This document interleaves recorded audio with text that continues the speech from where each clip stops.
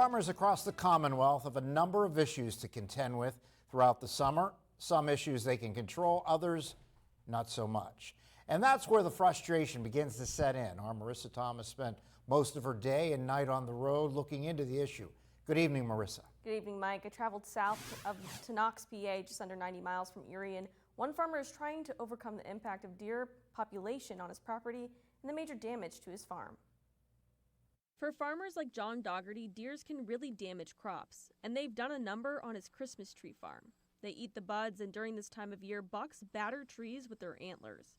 With the amount of deer around, he's had to limit the types of trees he plants. We lose a lot of trees, yeah. We lose a lot of trees when they're seedlings, and then we definitely lose a lot of trees as they get bigger. I tried some Turkish fir, which is an exotic species. The deer were just as bad with those.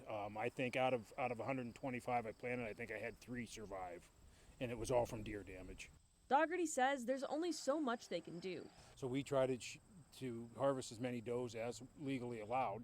The only other thing we can do is put up some deer exclosure fences. PA State Game Warden Alex DeChico says he sees deer everywhere, but it's not too drastic a difference from years before.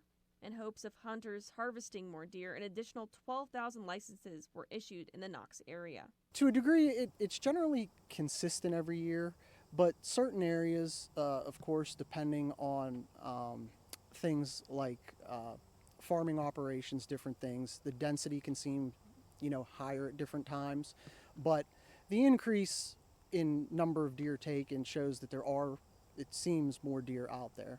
DeChico says for anyone experiencing crop damage or issues should reach out to the Maine Game Commission office in Harrisburg. There aren't a lot of short-term solutions to remove a lot of deer.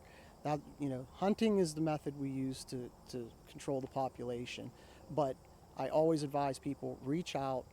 Someone will come out and talk to you and work with you on getting a plan, whatever may be best for your property. The state PA game warden told me that there are a couple of programs available, such as the Red Tag program, which allows hunting that happens out of the usual season.